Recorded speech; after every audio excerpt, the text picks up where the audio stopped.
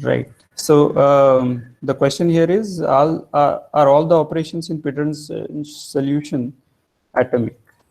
So in this case, we are assuming that as far as assignment to me or other are concerned, those are two local variables. So that is not causing any issue.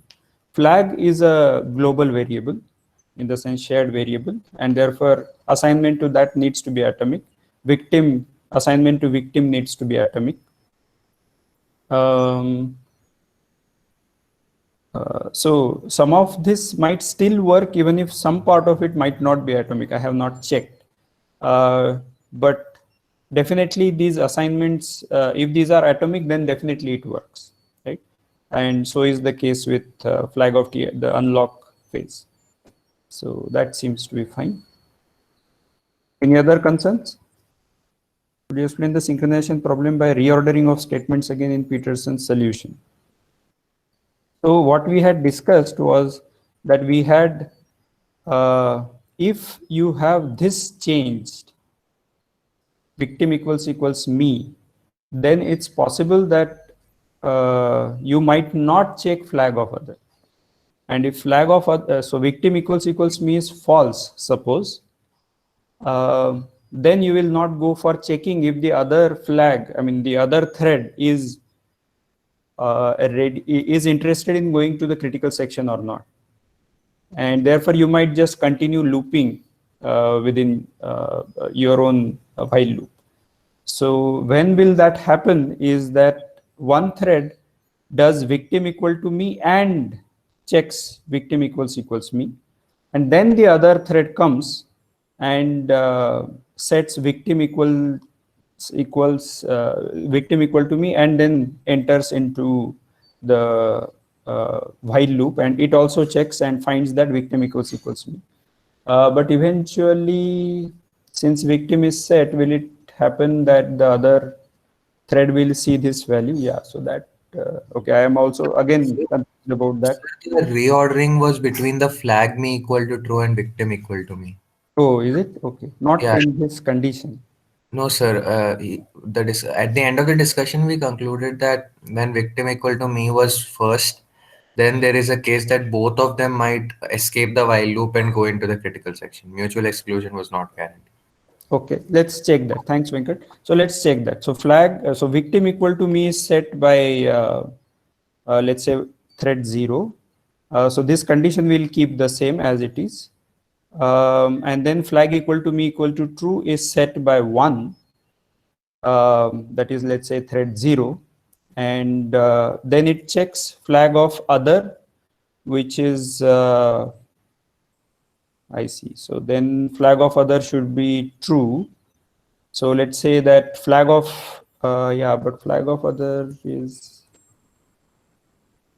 okay. That's fine. That's fine. So the other thread has set flag of itself, flag of 1 equal to true. So thread 0 sees flag of other equal to true, and victim equals me, because the other thread has, oh, but other thread has also set victim equal to, yeah, but that effect might not have been visible is what we probably require.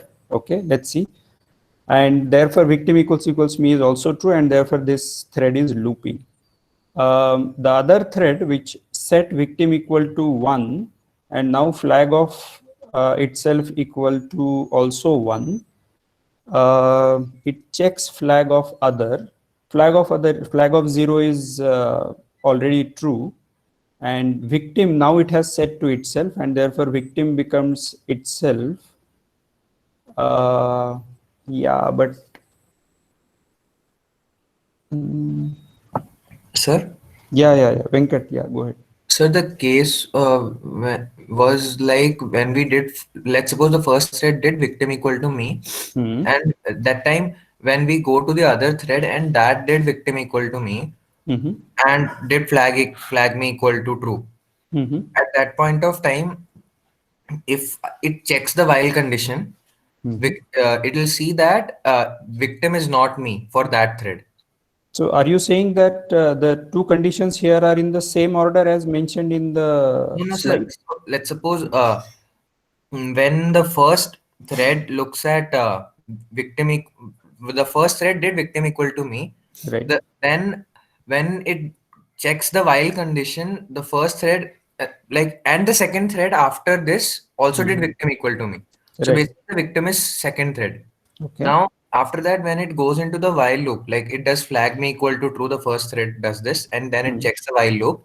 The Right. while loop will turn out to be false because victim is not me, Correct. and it will enter the critical Enter section. the critical section. And the other thread, when it will now it has to execute flag me equal to true, and then it will check the while condition.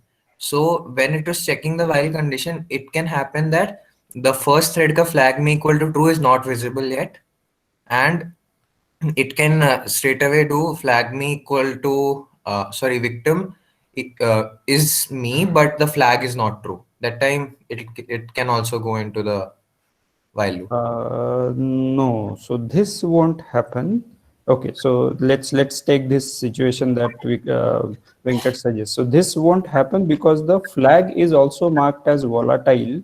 So whenever you check it here, if it has been done um, in the by a particular thread, since it is volatile, the shared copy, which is probably in L2 or main memory, is going to get updated, and therefore the other thread will see the value. So we are assuming that there is no caching effect. Yeah, sorry. It Yeah. was that when the first thread did flag me equal to true, then Mhm. the other thread's execution order will be, it'll do victim equal to me, and then it'll do flag me equal to true. But Mhm. at that point of time, the first thread has not done flag me equal to true, and if at that point of time the second thread checks the while condition, then it will enter the critical section. And now the first thread can continue its execution, and when it is continuing its execution, at this point of time, the other thread has set victim equal to me, so this will also enter the while condition. That was the final thing that we Okay. discussed. So I think I need to probably work this out. I did not understand this properly. I cannot reproduce this properly, but if Shagnik, you have understood what Venkat said, that's probably okay. But yeah, what I'll do is I'll go through this. I'll look for different execution orders, and I'll post on Moodle what are the different behaviors that this code might have. Right? I'll do that. I'll do that as exercise for myself. And but at least we are agreeing that this particular code will ensure mutual exclusion, as well as there won't be any starvation. That means if the other thread is not willing to enter the critical section, then this suffices. What happens when we change Peterson's lock to some other algorithm by reordering these statements? That I'll look up. So there are going to be 4 possibilities in this case. One possibility we know is Peterson's lock for reordering the assignment statements and reordering the conditional statements. What happens, that I'll look through, I'll work it out and post it on Moodle. I'll do that. Okay, Anish is suggesting both have to be reverse condition as well as post. I'll give you all 4 what happens in all 4 cases, right? At least the remaining 3 cases. Don't worry. Okay, I'll work that out offline. Okay, any other questions? All right. So let's move ahead. And our last question was that this works fine for 2 threads. What do you do for n threads when we are dealing with larger number of threads? So why do we really worry about 2 threads? I mean, that's not really a practical solution. In some very specialized cases, you have only 2 threads, but otherwise you do require more number of threads. So when you do have 2 threads, at that time Peterson's lock is still useful. Plus, the concepts from Peterson's lock are generalized even we are dealing with an n thread solution, right? So can somebody tell me, if you have n threads, how do you generalize this Peterson's lock? Any suggestions?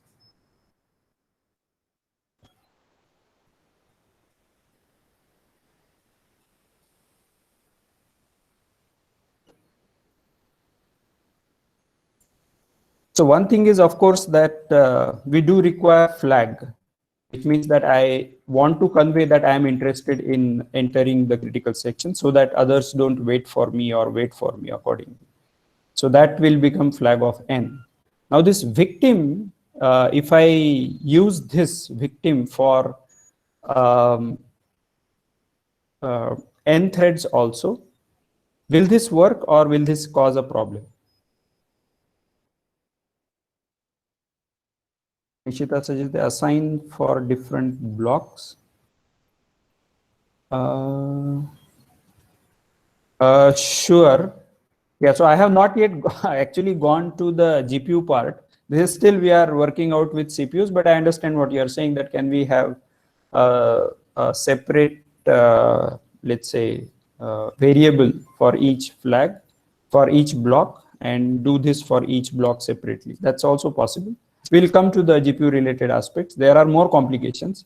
For example, there is this SIMD processing of the warps, and therefore what happens on the GPU is that each of these statements is guaranteed to be executed completely within the warp before you move ahead. So that can actually be very useful in some cases. It can cause trouble in some other cases. So yes, so that is one point. But so if I have this flag of n and volatile int victim, will the code ensure mutual exclusion? And of course, what we will have to do is flag of me equal to true, and then instead of checking flag of other, there is something else that we will have to do. What would that be? Shira suggests the flag of all others to be checked inside the while loop. Yes, so it won't be only specific to one other thread. It has to be checked for maybe all others. But as soon as you check for all others, there is another possibility. You can get into a deadlock situation, which you would like to avoid. Can the deadlock happen? Flag of somebody else is, so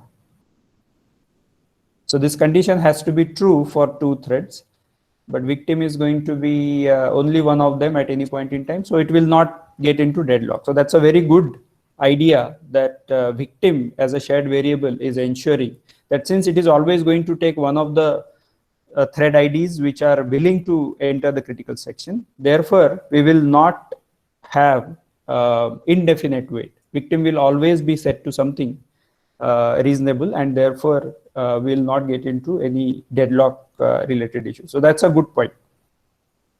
How about so mutual? Yeah. So let's. So we discussed that if you have n threads, then deadlock doesn't happen. How about mutual exclusion? Is that guaranteed?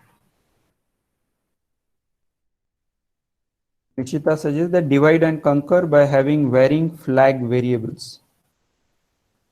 What does that mean, Nishita? What is divide and conquer here?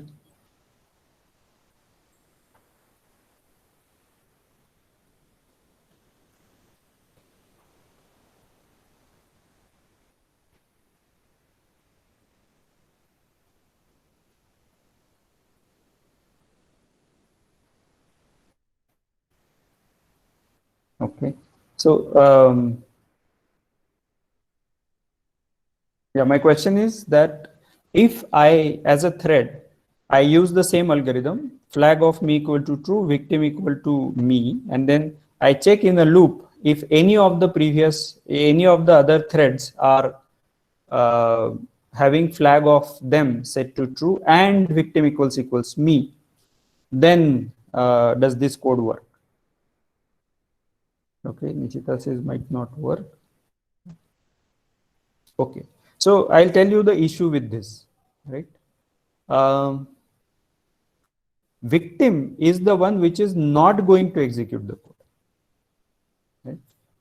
And that means that, and since it's a scalar variable, it can have only one thread ID. Therefore, you cannot stop n-1 threads from going into critical section using one variable. That is one big problem. So if I set victim equal to me and somebody else sets victim equal to me, that doesn't mean that I can go ahead, because somebody else, some third thread might want to enter the critical section because its victim equal to me is unset. So essentially what can happen is that out of n threads, one thread is waiting and n-1 threads are executing the critical section. So a single victim will not help us here, right? Does that make sense? And therefore mutual exclusion is not guaranteed. right? So that is one. And the rest of the things are really don't then matter whether it is deadlock free or whether starvation free, etc. It won't also be starvation free. Even if we fix mutual exclusion somehow, this algorithm will not be starvation free because there is no way I can give importance to the waiting thread. Starvation can happen when all the threads are uniform, in the sense that it doesn't matter who is waiting, and then the same person, same thread which is waiting for the lock to become free will continue waiting because other threads are continuously getting locks repeatedly, right? Assuming that all of this is happening inside the loop. Therefore, this algorithm doesn't seem to work for n threads. So we require slight modifications. We don't require a single victim.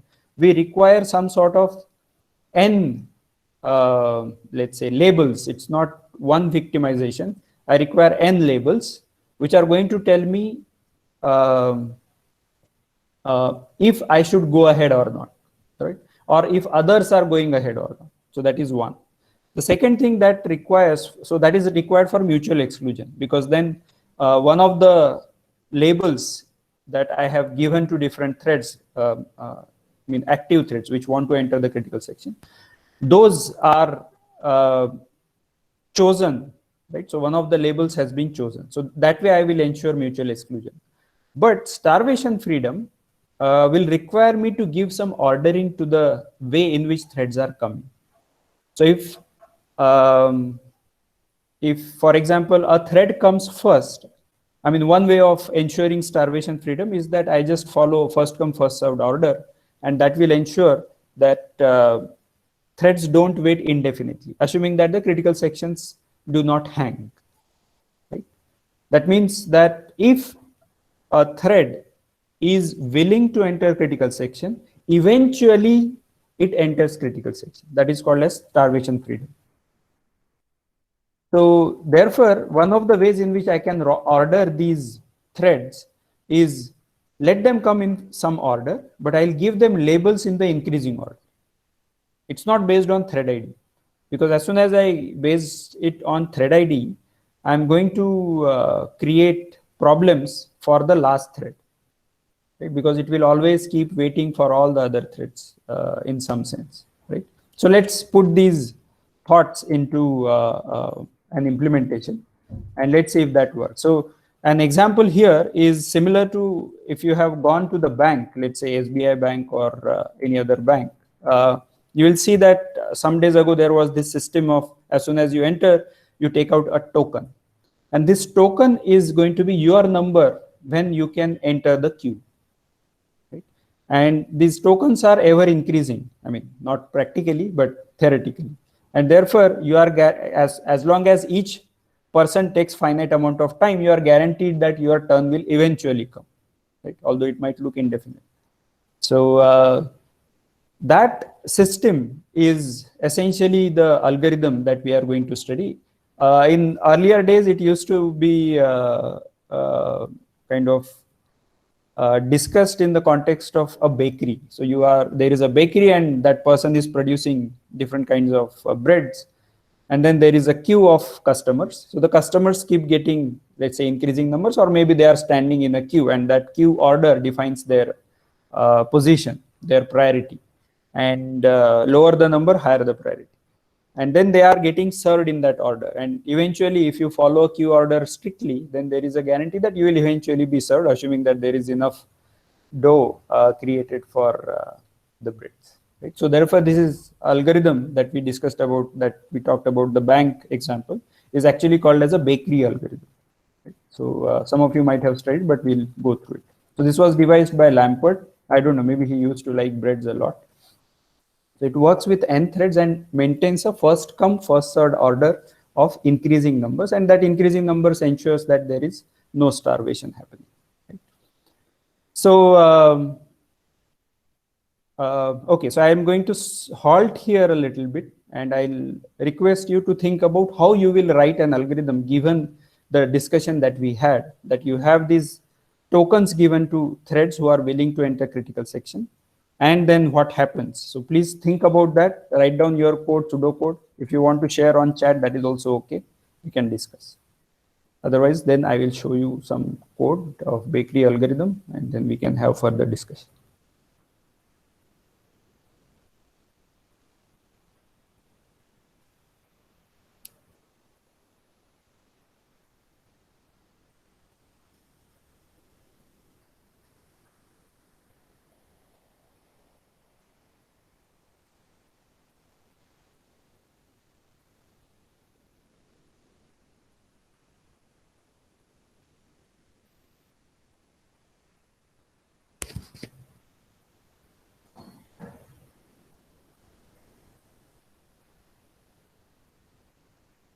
So sometime back, for example, Nishita had written this divide and conquer.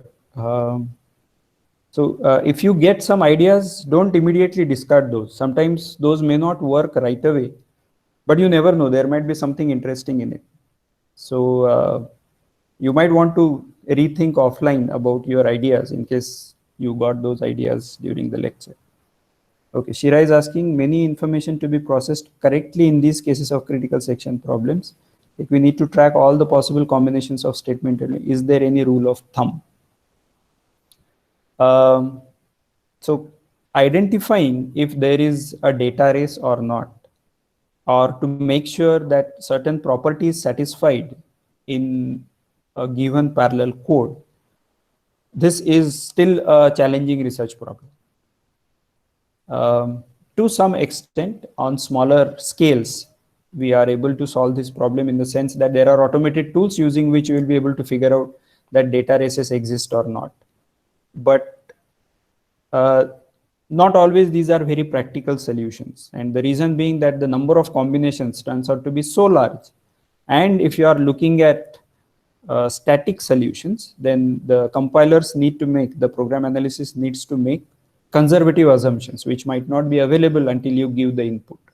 So in many cases or many tools, it so happens that if there is one data race, you will get an output which might be 500 lines long. And it consists of, let's say, 500 pairs of statements where this data race has possibly occurred. So these tools are conservative. What that means is that if they are unable to figure out some information, then they assume the worst. Because of this, what happens is you might end up having a pair of statements which is perfectly valid when you run it with any combination of inputs. But because of lack of information, these tools will say, oh, this pair of statements might have a data race in them, which may be true, might not be true. But the guarantee that these tools give is that if there is some pair which is not there in this 500 statement pairs list that is given output by this tool, then there is a guarantee that in all of the remaining cases, there is no data race. But this rest of the part is also very large, maybe millions of pairs. And this one is probably 500, but practically you cannot really go through 500 statements every time you write a small piece of code. And imagine that if you have a very large piece of code, then what happens and so on. I mean, it is still a research work and we don't have a good solution. Some people feel that the static analysis and the dynamic analysis, which is with respect to certain input, that needs to be combined so that we get, let's say, a reduced set of pairs. But as you know that the dynamic run is always incomplete, which means that it is running for one input and therefore you cannot possibly uncover all possibilities. But a combination of static and dynamic might be able to help you there. But yeah, it is, I mean, these tools, the reason why these tools are not very mainstream is because of this complexity. And that's the reason why manually doing it is very, very cumbersome. I mean, as we discussed, we had just a 10-line program, but identifying data races there or identifying if mutual exclusion is guaranteed, that was difficult. Right? So there aren't many rules of thumbs. There are some, for example, you can talk about, and we have not yet added complications of caching, etc., which we will add and which we will encounter when we write programs in CUDA. So there are some rules of thumb. As we go along, I'll explain to you. but essentially you can divide your processing, kernel processing, into different phases. Those phases are essentially different barriers in your program. And interestingly, it so happens that if that barrier is across all the threads, then you need to worry about synchronization or data races only within a phase. There won't be any possibility of data races across phases. So that reduces the number of statements you need to worry about. Those are all going to be consecutive, etc. First statement in a kernel and the last statement in the kernel might not have any data race because these are separated by barrier and so on. So those rules exist. When you are talking about atomics, how do you deal with them, in the sense that how do you visualize them? That also comes into play, which we are going to study. So yeah, there are a few rules of thumb, but by and large, this is an open area of research. Okay, Aditya has mentioned something. Fetch and increment token number while current token not equal to token, execute critical section, current token plus plus. That seems to be a reasonable one. So fetch and increment is an atomic operation which returns the old value and increments the number. That's like atomic increment that some of you might have used. And while current token, that is my token. No, current token is the critical, the shared variable. Okay, not equal to this. I see my number. Execute the you wait and then they execute the critical section. Okay, so you wait for your turn, and only one thread can get it because this is all atomically updated, and then current token plus plus. Actually, you can. Okay, I see. I was just wondering if you require two tokens, that is current token and token number. Is it possible to do away with one of them? But yeah, this seems to be working code. Shagnik has written volatile counter, and in the lock, token equal to TID, while token less than counter, critical section, unlock is counter plus plus.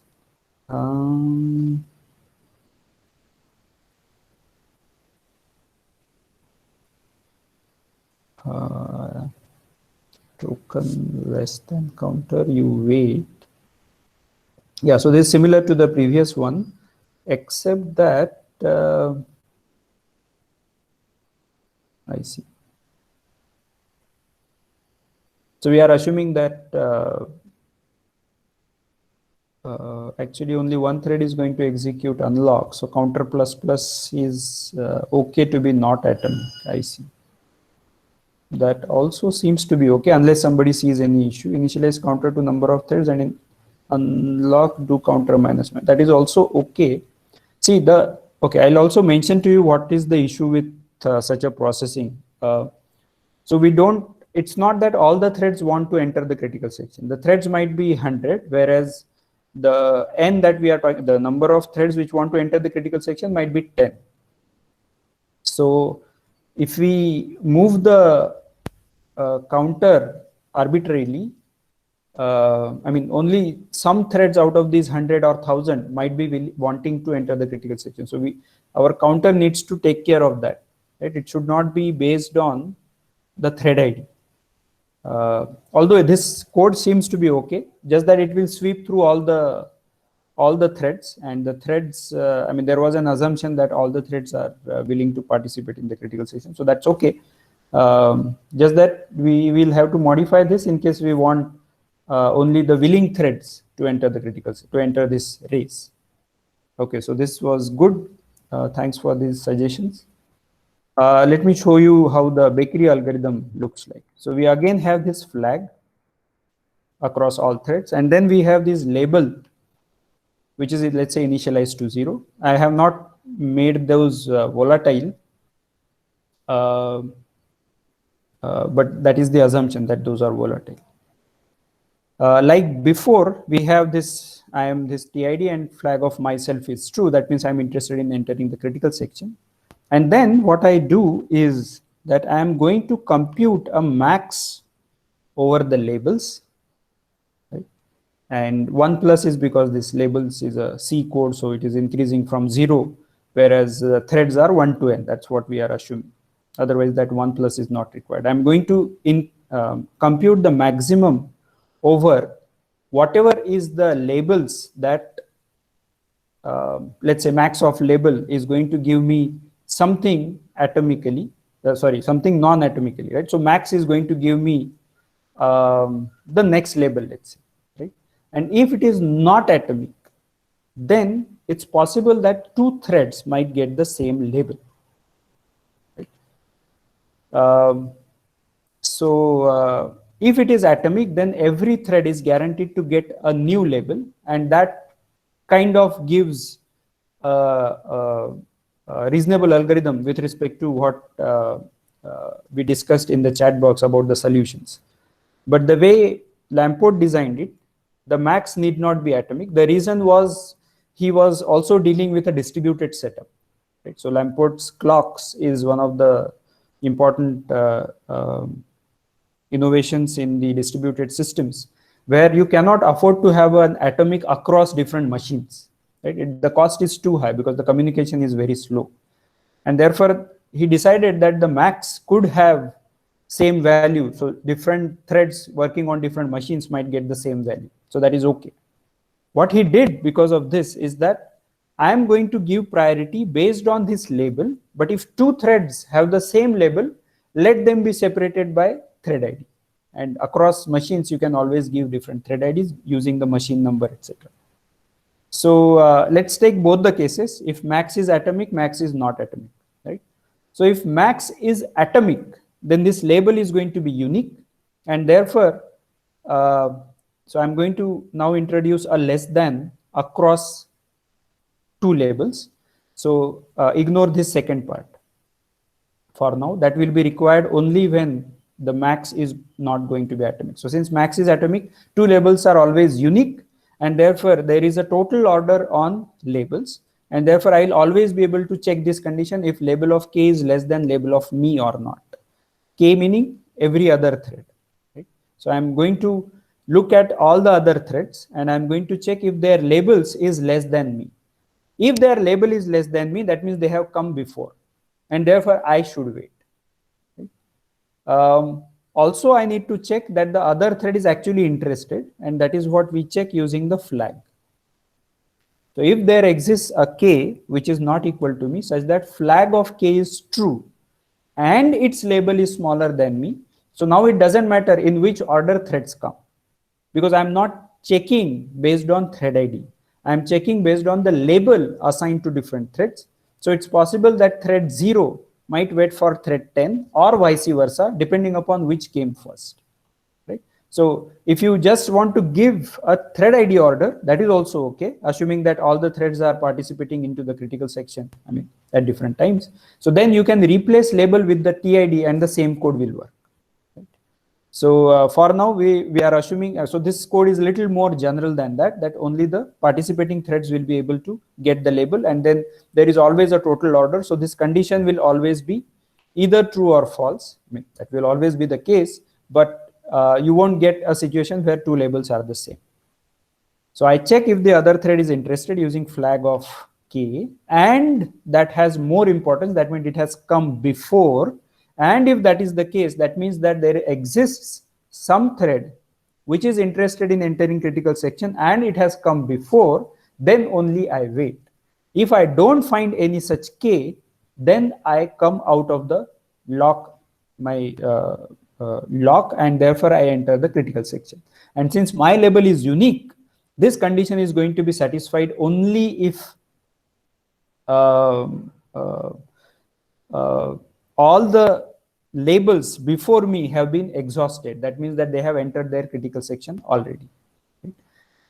Unlock is, we don't have to do anything to the label. Unlock is simply just setting my flag to false. So that part is okay. Now, so this was about when flag was, sorry, when label, this max was atomic. Now let's assume that max is not atomic. That means 2 labels given to 2 different threads, which might be coming almost at the same time, might be the same. Now flag of both of these I mean, if you take these two threads, they might see each other's flag to be true, and the label of K is less than label of me might not be satisfied. So both of them might wait for each other, right? Because their labels are the same. In such cases, we need to bring out a uniqueness between these two threads. So for that, I use this thread ID as another part of the comparison. So whichever thread has lower thread ID, that is going to get the priority in this case. And therefore that thread will execute, the other thread will wait for that lower TID thread to finish the critical section. Right? So in both cases, this code will work. It's just that it was proposed with max being not atomic, and therefore you require that second part of the comparison. Any questions on this one? Anything which somebody has not understood?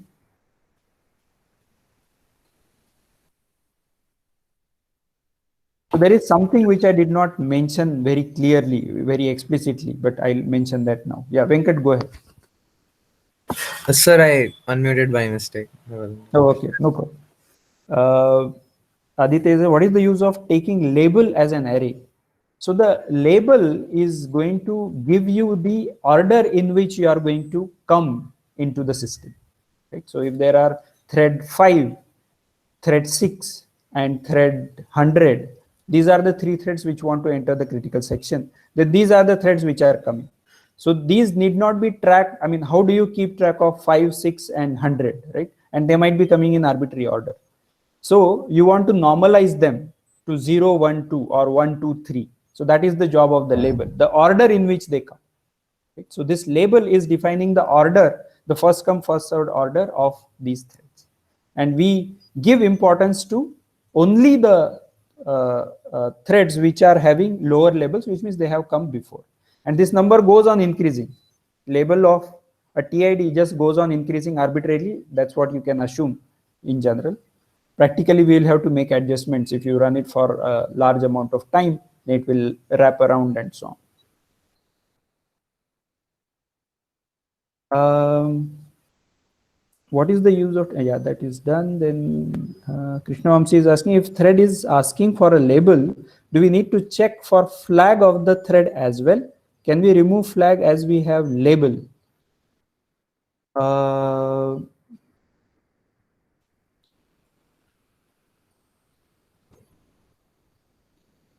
I see. So can you remove flag if you have the label associated? It so happens, I'll tell you the problem with that.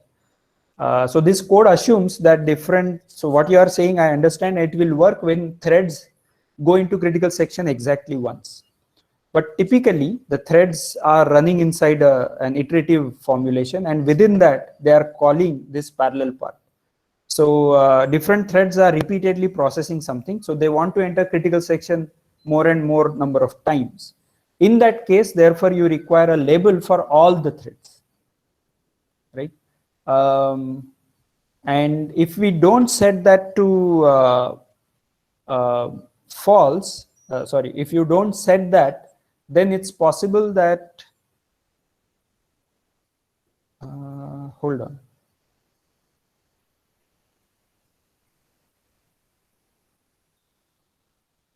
Yeah, that should be okay, right? So if you do not have the flag variable, then it is not clear if a thread is interested in entering the critical section now, or it was interested sometime in a previous iteration, right? Because the label of that will be some value.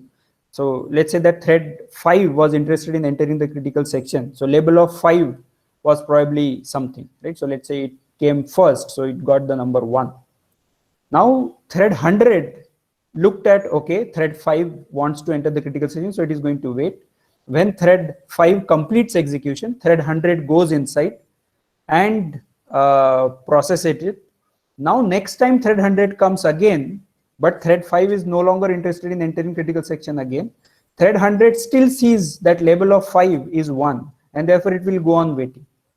So we'll have to make then some adjustments to the label. Oh, I see. So can you make label of that as 0 at the end of I mean, in the unlock instead of using the flag.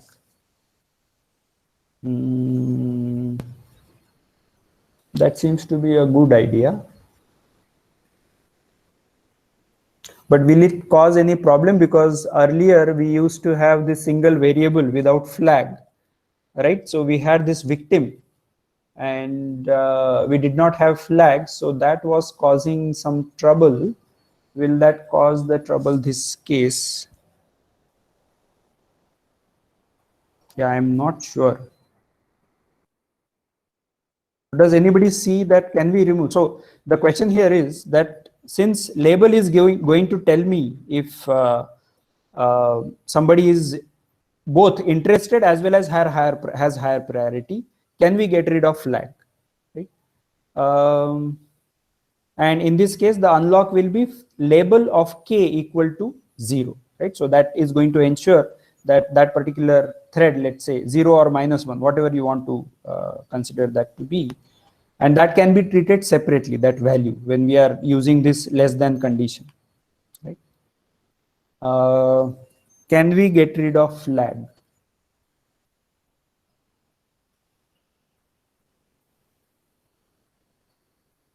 So mutual exclusion seems to be ensured with unique labels, so that part is okay. Because we are using again this pair of thread ID. So mutual exclusion is guaranteed. Will there be a possibility of a deadlock? If there is a total order, then there is no possibility of deadlock. That is also guaranteed. Is there a possibility of starvation? Since we are strictly following the order, that possibility also does not exist.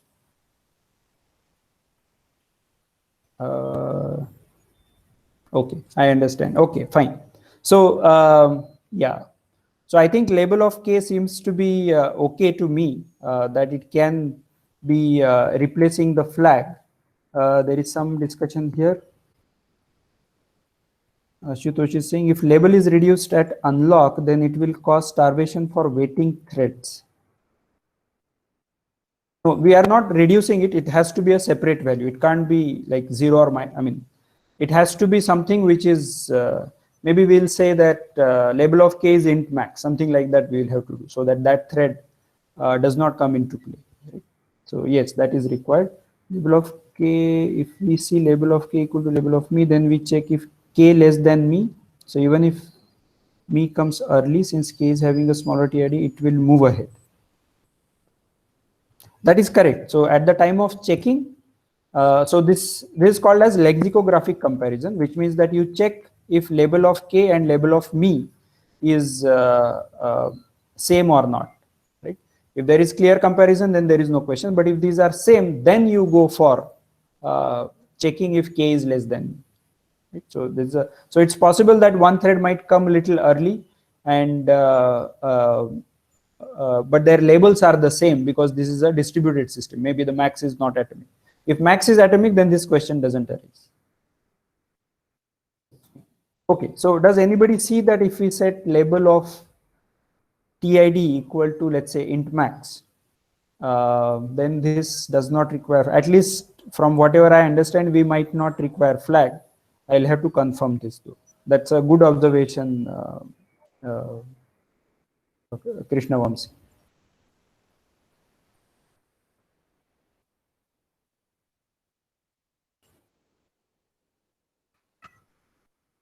Okay, so we will move ahead from here. So there is, Sir, yeah, so, yeah, go ahead. sir, if we choose a high value, then it will cause a problem for the assignment for other labels, right? Since we're using a max over there. Oh yeah, that is also there. That is true. Yeah, so max of label, yeah, we'll have to modify the max of label accordingly. You are right that it has to exclude this int max related value. That is correct. Yeah, we'll have to do that. That is correct.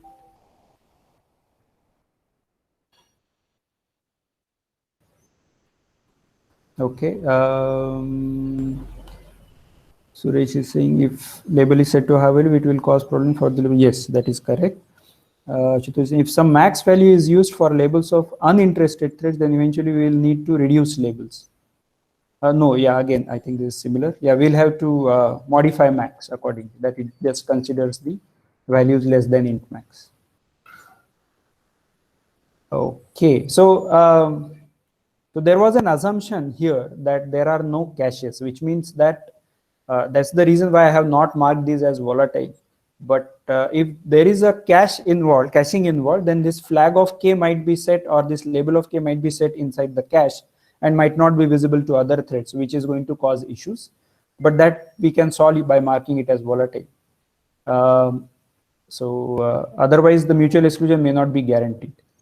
And there are variants to address this issue. I mean, one of the ways we said was we can just mark each of these as volatile. Okay, so that seems to be an interesting discussion as well. So let me discuss what happens on a GPU, right? So on GPU, across warps, this algorithm turns out to be exactly what you have on the CPU, right? So whatever we discussed was happening on the CPU, where there is, let's say, multiple program, multiple data kind of scenario, right? So MIMD, multiple instruction, multiple data scenario, where all threads are totally independent. And that's what happens across warps, because warps are independent.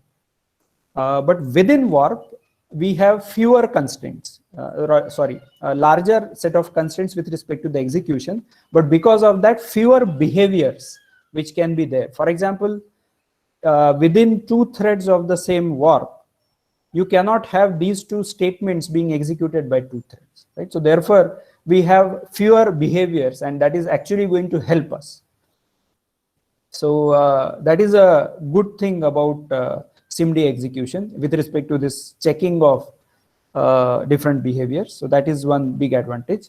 Even across warps, but within a thread block, if you have sync threads, then as I was mentioning, the phase-wise behavior, that also comes into play across warps of the same thread block. So that also reduces the number of behaviors that you need to check for, especially if your shared memory is actually _ shared __. So if that is your shared memory, that is your data race memory location, then you just need to worry about within thread block, and then your sync threads will probably help you reduce the number of behaviors. All right, and so it's possible also within the warp threads if max is not atomic. So not only in a distributed setup, but also within a SIMD execution, you can get that the max value might turn out to be the same because they are executing exactly the same set of instructions. And therefore, the max value might turn out to be exactly the same for two threads, or maybe all the 32 threads within the block, within the warp. And if that happens, then all the labels are going to be the same. Thankfully, our the second part will take care of that condition, so that we will have to use when we are dealing with the warp, right, in a bakery algorithm, if you at all you want to implement this. Yeah, So, Venkat, yeah. sir, since we already took the MIMD case, because it has fewer constraints and more number of behaviors, so in this code, like, it will obviously work for this one as well, right? Because it's more more constrained. That is correct. In fact, yeah, so this will work. It's just that, yeah, that is correct. In general, that is correct. I still took that example because in this example, although this is not happening, in some other case, it can happen. For example, you might have a situation where, yeah, so as long as it is proved on the CPU, it will work on the GPU. So that part is okay. Plus the memory is, yeah, so it becomes more like a performance issue rather than anything else. So that is correct. But we will, yeah, but we will come to a situation when we are dealing with locks on GPU. We'll encounter a situation where the code is given for the CPU, right? And that is how it gets implemented on the CPU. And the code works. It's a correct implementation of lock. But as soon as you try to execute that code on the GPU, it can hang, in the sense that it will not work. So this particular part is very specific And that's the reason why I still took it up. But yeah, you are right. That is a more generic code, and therefore it is going to work out even on the GPU. That is correct. It's more from the performance perspective that we need to worry about what happens on the GPU. That is correct. So like to take into consideration that WAPs are executing in SIMD fashion, we can like have distribute the things across thread blocks, across WAPs, and then for each individual WAP, we can assume this behavior and craft our code in such a way that performance is better. So that's what That we're coming at.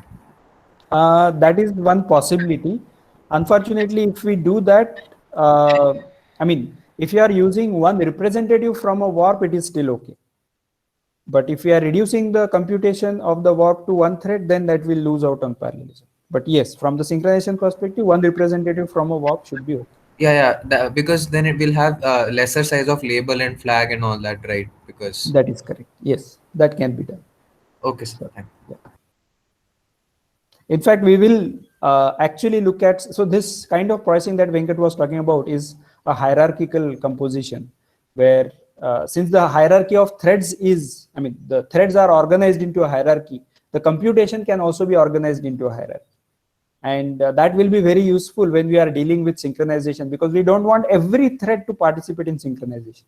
It suffices if one thread from a warp participates in the synchronization, because all the threads are anyway with that thread only. So just that we have to write it a little carefully.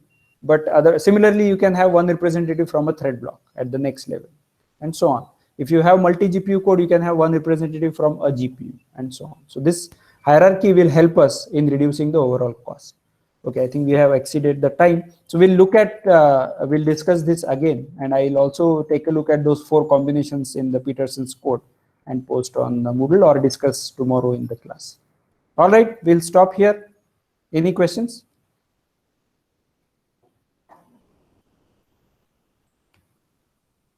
Okay, see you then.